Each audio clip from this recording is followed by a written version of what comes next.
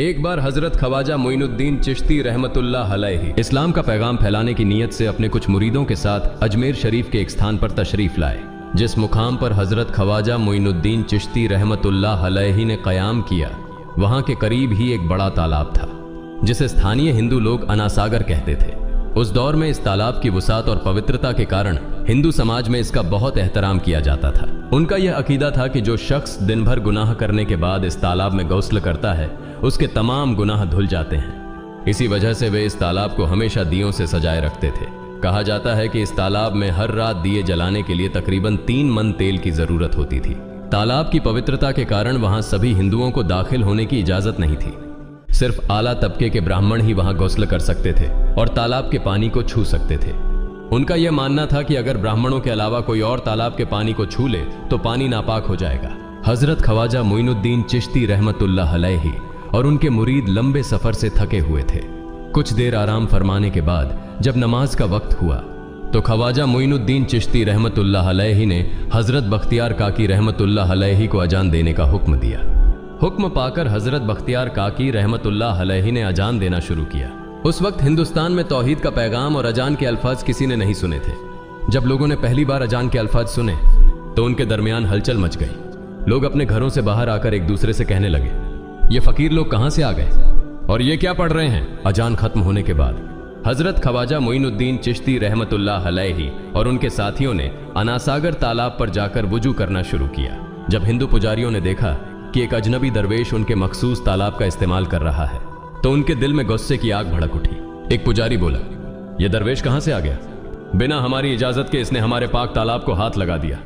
हम इस तालाब को कितना मुकद्दस मानते हैं और इन मुसाफिरों ने इसे नापाक कर दिया है। इसका कोई हल निकालना ही होगा। इसके बाद हजरत ख्वाजा मोइनुद्दीन चिश्ती रहमतुल्लाह अलैहि ने तमाम साथियों के साथ मिलकर जमात के साथ नमाज अदा की। लोग ये मंजर देखने लगे और कहने लगे, ये तो कोई अजीब फकीर है। हमारे मंदिरों में सब देवी देवता मौजूद हैं और ये उनकी इबादत न करके किसी नए खुदा की इबादत कर रहा है। अगर मंदिर के बाहर भी कोई खुदा है तो उसे भी मंदिर में रखा जाना चाहिए ताकि लोग उसकी भी पूजा कर सकें। शाम ढलने लगी। शाम होते ही राजा पृथ्वीराज के ऊंटों के चरवाहे अपने ऊंट लेकर उस जगह पहुंचे।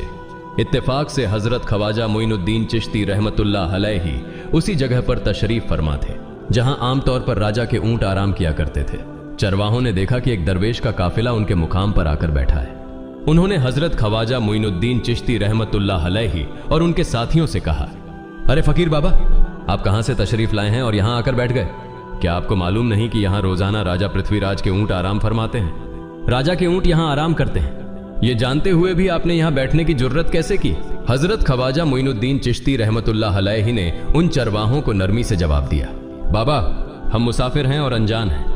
हमें मालूम नहीं था कि इस मुकाम पर राजा के ऊंट आराम करते हैं। चूंकि हम पहले ही यहां रात गुजारने का इरादा कर चुके हैं। तुम अपने ऊंटों को आज किसी और जगह आराम देने ले जाओ। आसपास बहुत सी जगहें हैं। हजरत ख्वाजा मोइनुद्दीन चिश्ती रहमतुल्लाह अलैहि का जवाब सुनकर पृथ्वीराज के चरवाहे बोले, फकीर की हिम्मत तो देखो, कहता है कि राजा के ऊंटों को कहीं और ले जाएं और खुद यहां बैठे रहेंगे। फकीर बाबा, यह तो हरगिज मुमकिन नहीं है। राजा के ऊंट अपने ही मुकाम पर बैठेंगे। यह कहकर चरवाहों ने हजरत ख्वाजा मोइनुद्दीन चिश्ती रहमतुल्लाह अलैहि और उनके साथियों को वहां से उठाने के लिए दुर्व्यवहार करना शुरू कर दिया। हजरत ख्वाजा मोइनुद्दीन चिश्ती रहमतुल्लाह अलैहि बहुत ही सरल स्वभाव के थे। जब उन्होंने देखा कि चरवाहे दुर्व्यवहार कर रहे हैं तो उन्होंने बख्तियार काकी रहमतुल्लाह अलैहि से कहा, बख्तियार, हम यहां बैठकर क्या करेंगे? जब राजा के ऊंटों को यहीं बैठाना है तो रहने दो, ऊंट यहीं बैठे, हम यहां से जा रहे हैं। यह कहकर हजरत ख्वाजा मोइनुद्दीन चिश्ती रहमतुल्लाह अलैहि अपने साथियों के साथ वहां से चले गए। अगली सुबह जब ऊंटों को फिर से चरागाह में ले जाने का समय आया तो चरवाहे ऊंटों को उठाने की कोशिश करने लगे, लेकिन बार बार कोशिश के बावजूद वे ऊंटों को उठा नहीं सके, क्योंकि अल्लाह के वली हजरत ख्वाजा मोइनुद्दीन चिश्ती रहमतुल्लाह अलैहि ने कहा था कि ऊंट यहीं बैठेंगे। अल्लाह रब्बुल आलमीन ने उनकी यह दुआ कबूल कर ली थी और ऊंटों को आदेश दिया था कि जब तक मोइनुद्दीन चिश्ती खुद नहीं कहेंगे तब तक वे यहीं बैठे रहेंगे। इसके बाद चरवाहे ऊंटों के न उठने का कारण जानने लगे। उनमें से एक नेक चरवाहा था जिसने कहा, क्या तुम्हें याद है कि हमने कल यहां से एक दरवेश को उठाया था? जाते जाते उन्होंने कहा था कि हम जा रहे हैं, राजा के ऊंट यहीं बैठेंगे। मुझे लगता है कि उनके कहे शब्दों के कारण ही राजा के ऊंट उठ नहीं पा रहे हैं। शायद वह कोई बड़े वली हैं या अल्लाह का कोई अवतार है। इस बात को महामहिम राजा के समक्ष रखते हैं। इसके बाद चरवाहे पृथ्वीराज के पास पहुंचे और हाथ जोड़कर निवेदन किया, महाराज, हमने बहुत कोशिश की, लेकिन आपके ऊंटों को उनके स्थान से नहीं उठा सके और उन्हें चरागाह में घास चराने नहीं ले जा पा रहे हैं। राजा पृथ्वीराज ने आश्चर्य से पूछा, क्या ऊंटों को कोई बीमारी है जिस कारण वे उठ नहीं पा रहे? चरवाहों ने कहा, महाराज, ऊंट पूरी तरह स्वस्थ हैं, उन्हें कोई बीमारी नहीं है। पृथ्वीराज ने कहा, तो फिर वे अपनी जगह से क्यों नहीं उठ रहे? चरवाहों ने कहा, महाराज, कल उस स्थान पर एक दरवेश बैठे थे, हमने उनके और उनके साथियों के साथ काफी दुर्व्यवहार किया और उन्हें वहां से उठा दिया था। जाते जाते उन्होंने कहा था, राजा के ऊंट यहाँ बैठेंगे और उठेंगे नहीं। हमें लगता है कि दरवेश की बद्दुआ के कारण ही ऊंट अपनी जगह से नहीं उठ पा रहे हैं। तब पृथ्वीराज ने हुक्म दिया, अच्छा, जाओ और उस दरवेश को मेरे पास ले आओ। जब हजरत ख्वाजा मोइनुद्दीन चिश्ती रहमतुल्लाह अलैहि पृथ्वीराज के दरबार में पहुंचे तो पृथ्वीराज ने उनसे पूछा, ए दरवेश, आपने मेरे ऊंटों को क्यों पंगु बना दिया है? मेरे ऊंट भूखे मर रहे हैं, कृपया अपना जादू उनसे हटा लें। अगर जादू नहीं हटाया तो मेरे ऊंट भूखे मर जाएंगे। पृथ्वीराज की बात सुनकर हजरत ख्वाजा मोइनुद्दीन चिश्ती रहमतुल्लाह अलैहि मुस्कुराते हुए बोले, हे अल्लाह के बंदे, हम मुसलमान हैं और मुसलमान कभी जादू नहीं करते। तुम्हारे ऊंटों को मैंने नहीं बल्कि इस संसार के पालनहार महान अल्लाह रब्बुल आलमीन ने बैठाया है। उनकी आज्ञा से ऊंट बैठे हैं और उनकी आज्ञा से ही उठेंगे। लेकिन मैं उस सर्वशक्तिमान से प्रार्थना कर सकता हूं कि वह तुम्हारे ऊंटों को उठने की अनुमति दे। इसके बाद हजरत ख्वाजा मोइनुद्दीन चिश्ती रहमतुल्लाह अलैहि ने अल्लाह से दुआ की, हे अल्लाह, इन ऊंटों को उनकी जगह से उठने की तौफीक दें। हजरत ख्वाजा मोइनुद्दीन चिश्ती रहमतुल्लाह अलैहि की दुआ करते ही चरवाहों ने देखा कि ऊंट अपनी जगह से उठकर चरागाह की ओर बढ़ने लगे। यह दृश्य देखकर चरवाहे चकित रह गए और हजरत ख्वाजा मोइनुद्दीन चिश्ती रहमतुल्लाह अलैहि की करामत की खबर पूरे अजमेर में फैल गई। जैसे जैसे हिंदुओं के बीच हजरत ख्वाजा मोइनुद्दीन चिश्ती रहमतुल्लाह अलैहि की करामत की बातें फैलने लगीं और इस्लाम की महानता उनके सामने प्रकट होने लगी, मंदिर के पुजारी भयभीत हो गए। वे सोचने लगे, अगर यही चलता रहा तो सभी हिंदू मुसलमान बन जाएंगे। तब वे पृथ्वीराज के पास पहुंचे और निवेदन किया, महाराज, ये दरवेश हमारे राज्य में अशांति फैला रहे हैं। यदि आपने अभी इनका कोई उचित समाधान नहीं निकाला तो ये दरवेश सभी हिंदुओं को मुसलमान बना देंगे और तब हमारे देवताओं की पूजा करने वाला कोई नहीं बचेगा। आप इन्हें यहां से भगा दें, नहीं तो ये हमें यहां से बाहर निकाल देंगे। महाराज, हम आपको एक और भयावह बात बताना चाहते हैं। ये दरवेश कहते हैं कि जिन मूर्तियों की हम पूजा करते हैं वे पूजनीय नहीं हैं। उनका कहना है कि ये केवल निर्जीव पत्थर हैं जिनमें कोई शक्ति नहीं है। ये साधारण लोगों को इस तरह की बातें बताकर भ्रमित करना चाहते हैं। सबसे आपत्तिजनक बात यह है कि ये दरवेश हर दिन 5 बार हमारे पवित्र तालाब में हाथ लगाकर उसे अपवित्र कर रहे हैं।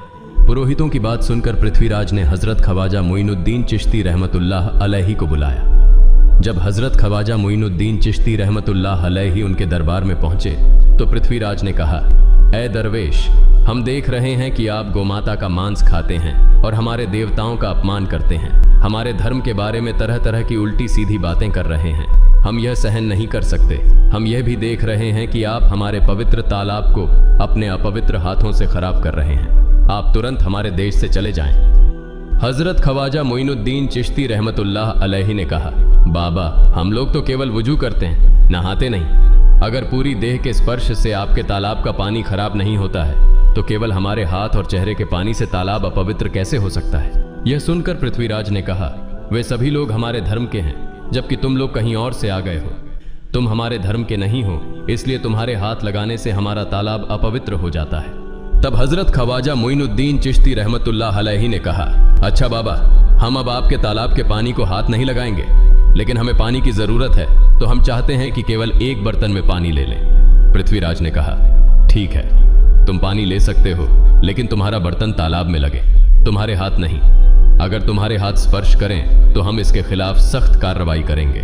राजा के साथ सहमति के बाद हजरत ख्वाजा मोइनुद्दीन चिश्ती रहमतुल्लाह अलैहि ने अपने मुख्य खलीफा बख्तियार काकी रहमतुल्लाह अलैहि से कहा, बख्तियार, जाओ और राजा के तालाब से एक बर्तन में पानी ले आओ, लेकिन बहुत सावधानी से पानी लेना ताकि तुम्हारा हाथ तालाब के पानी को छू न सके। बख्तियार काकी रहमतुल्लाह अलैहि हजरत ख्वाजा मोइनुद्दीन चिश्ती रहमतुल्लाह अलैहि के आदेश का पालन करते हुए आना सागर से पानी लेने गए। उन्होंने बर्तन को तालाब में डुबोया और उनका हाथ पानी को नहीं छू सका क्योंकि चमत्कारवश पूरा तालाब एक छोटे बर्तन में समा गया। आना सागर पूरी तरह से सूख गया और उसकी तली में केवल सूखी रेत दिखाई देने लगी।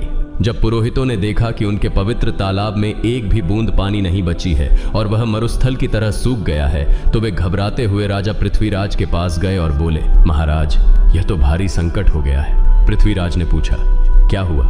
पुरोहितों ने कहा, उस दरवेश ने हमारे पूरे तालाब का पानी ले लिया है। अब हमारे पवित्र तालाब में एक बूंद भी पानी नहीं है। अगर इस तालाब में पानी नहीं होगा तो हम अपने पापों का प्रायश्चित कैसे करेंगे? दूर दूर से हजारों हिंदू लोग इस तालाब में स्नान करने आते हैं ताकि वे अपने पाप धो सकें। अगर पानी नहीं रहेगा तो वे यहाँ आना बंद कर देंगे, जिससे हमारा बड़ा नुकसान होगा और अजमेर की मान मर्यादा मिट्टी में मिल जाएगी। पृथ्वीराज गहरे विचार में पड़ गए। वे हजरत ख्वाजा मोइनुद्दीन चिश्ती रहमतुल्लाह अलैहि के खिलाफ कोई कठोर कदम उठाने से झिझक रहे थे, क्योंकि उन्हें आशंका थी कि अगर उन्होंने दरवेश के खिलाफ सैनिक भेजे और दरवेश ने सैनिकों पर भी जादू कर दिया तो उनकी परेशानी और बढ़ जाएगी। इसलिए उन्होंने कहा, तुम लोग जाओ और उस दरवेश को मेरे पास बुला कर लाओ। मैं देखता हूं कि वह क्या चाहता है। अगर उसकी मांग उचित होगी तो हम उसे मान लेंगे, और यदि उचित नहीं हुई तो हम माफी मांगकर अपना तालाब का पानी वापस ले लेंगे। जब हजरत ख्वाजा मोइनुद्दीन चिश्ती रहमतुल्लाह अलैहि पृथ्वीराज के दरबार में पहुंचे तो पृथ्वीराज ने कहा, ऐ बाबा, आपने हमारे तालाब का सारा पानी ले लिया है। हम अपने पापों का प्रायश्चित कैसे करेंगे? पूरे दिन के पाप हम इस तालाब में स्नान करके धोते हैं। अगर तालाब में पानी नहीं होगा तो हम अपने पाप कैसे धोएंगे? हजरत ख्वाजा मोइनुद्दीन चिश्ती रहमतुल्लाह अलैहि ने उत्तर दिया, देखो बाबा, तुम्हारे पास आना सागर है, पर दुनिया के हर कोने में ऐसा तालाब नहीं है, तो क्या वे लोग अपने पाप कैसे धोएंगे? पापों को धोने की ताकत इस तालाब के पानी में नहीं है। पापों को माफ करने वाला केवल अल्लाह है, जिसने आकाश, धरती और पूरी सृष्टि बनाई है। उसकी इजाजत के बिना एक पत्ता भी नहीं हिलता। इसलिए मैं तुम्हें इस भ्रम को छोड़कर सही राह पर आने की दावत देता हूं। वहां मौजूद हजारों हिंदू हजरत ख्वाजा मोइनुद्दीन चिश्ती रहमतुल्लाह अलैहि की बातें मंत्रमुग्ध होकर सुन रहे थे। इसके बाद उन्होंने कहा, जाओ बख्तियार, जिस बर्तन में तुमने तालाब का पानी लिया था उसे वापस तालाब में डालाओ। बख्तियार काकी रहमतुल्लाह अलैहि हजरत ख्वाजा मोइनुद्दीन चिश्ती रहमतुल्लाह अलैहि के हुक्म से आना सागर में बर्तन का पानी डालने गए। जैसे ही बर्तन का पानी तालाब में डाला, आना सागर फिर से पानी से लबालब भर गया। इस चमत्कार को देखकर वहां मौजूद कई हिंदुओं ने कलमा पढ़कर इस्लाम कबूल कर लिया। यह देखकर हिंदू पुरोहितों और पंडितों की चिंता बढ़ गई। वे पृथ्वीराज के पास गए और बोले, महाराज, यदि अब कोई उपाय नहीं किया गया तो सारे हिंदू मुसलमान हो जाएंगे। पृथ्वीराज ने कहा, मुझे सलाह दो, इस दरवेश का मुकाबला कैसे किया जा सकता है? पुरोहितों ने कहा, यह दरवेश एक बड़ा जादूगर है, इसलिए इसका मुकाबला भी जादू से करना होगा। हमारे बीच एक बड़े पुरोहित और जादूगर रामदेव हैं, उन्हें इसके मुकाबले में भेजें। अगर वह जादू से इसे हरा सके तो हम अपने हिंदू धर्म का गौरव फिर से प्राप्त कर सकेंगे। पृथ्वीराज ने रामदेव को बुलाकर कहा, रामदेव, मैं तुम्हें इस दरवेश को जादू से हराने की जिम्मेदारी दे रहा हूं। अगर तुम उसे हरा सके तो हम अपने धर्म का गौरव फिर से पा सकेंगे। रामदेव ने पृथ्वीराज को आश्वस्त करते हुए कहा, महाराज, आप चिंता न करें, इस दरवेश को हराना मेरे लिए बहुत आसान है। मैं आपके समक्ष हमारे धर्म का गौरव वापस लाकर रहूंगा। इसके बाद रामदेव अपने साथियों के साथ हजरत ख्वाजा मोइनुद्दीन चिश्ती रहमतुल्लाह अलैहि के सामने मुकाबले के लिए पहुंचा। उसने कहा, मोइनुद्दीन, अगर तुम में ताकत है तो मुझसे जादू का मुकाबला करो। मैंने तुम जैसे बहुत से जादूगरों को हराया है, तुम्हें हराना तो मेरे लिए साधारण बात है। हजरत ख्वाजा मोइनुद्दीन चिश्ती रहमतुल्लाह अलैहि ने उसकी बातों का कोई जवाब नहीं दिया। रामदेव ने देखा कि हजरत ख्वाजा मोइनुद्दीन चुप है, तो उसने गाली गलौज करना शुरू कर दिया। जब रामदेव अपनी हदें पार कर गया तो हजरत ख्वाजा मोइनुद्दीन ने उसकी आंखों में देखते हुए कहा, रामदेव, तू चिल्ला रहा है, लेकिन मैं तेरे माथे पर ईमान की रोशनी देख रहा हूं। हजरत ख्वाजा मोइनुद्दीन चिश्ती रहमतुल्लाह अलैहि की यह बात सुनते ही रामदेव कांपने लगा, और उसी क्षण अल्लाह रब्बुल आलमीन ने उसके दिल में ईमान की रोशनी डाल दी। रामदेव हजरत ख्वाजा मोइनुद्दीन चिश्ती के चरणों में गिर पड़ा और बोला, हे अल्लाह के वली, मैंने आपके साथ बहुत बेअदबी की है, मुझे माफ करें और मुझे कलमा पढ़ाकर इस्लाम की राह दिखाएं। हजरत ख्वाजा मोइनुद्दीन चिश्ती रहमतुल्लाह अलैहि ने रामदेव को कलमा पढ़ाया और उनका नाम रखा मोहम्मद सादिक। इतिहास बताता है कि बाद में रामदेव मोहम्मद सादिक के रूप में एक बड़े अल्लाह के वली बन गए। प्रिय पाठकों, सोचें, जो रामदेव हजरत ख्वाजा मोइनुद्दीन चिश्ती को पराजित करने आए थे, वही अब उनके हाथ में हाथ देकर इस्लाम की शांति की छांव में आ गए। यह अल्लाह रब्बुल आलमीन का चमत्कार और शक्ति है, जो जिसे चाहे हिदायत दे सकता है। आमीन।